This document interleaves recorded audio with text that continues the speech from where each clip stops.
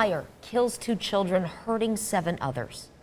Let's take a look from our crews when they shut up to this scene tomorrow. Of those 7 hurt, 1 is a firefighter, and we're hearing from fire crews. This fire is forcing a number of people out of their homes this morning.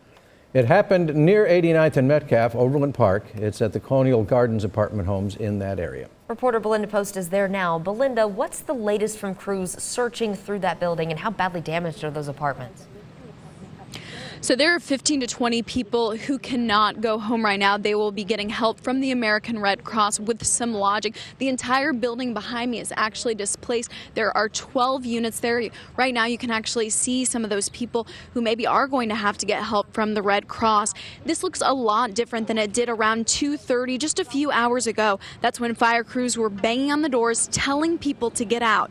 Others were waking up from the sounds of sirens and smell of smoke. On the first floor, that's where 2 children were killed. One neighbor tells us that one of the victims is a 3-year-old little girl. Her sibling was the other death, her mother sent to the hospital.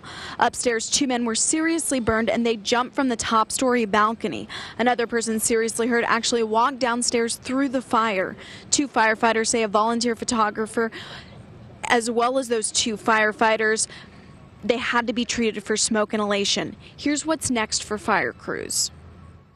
By daybreak here is when the investigation will really begin. Overland Park Police Department with our fire investigators have requested the coroner's office. The crime scene investigators will be here to do the photo and processing the scene.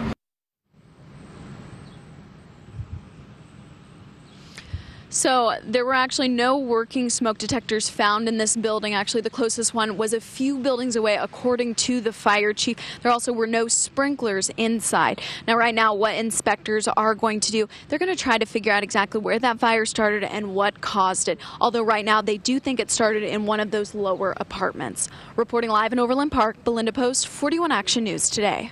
All right, Belinda, thank you very much. We'll take a look. This is footage of the last time Overland Park had a deadly fire back in September of 2014. Firefighters believe the home did not have any working smoke alarms.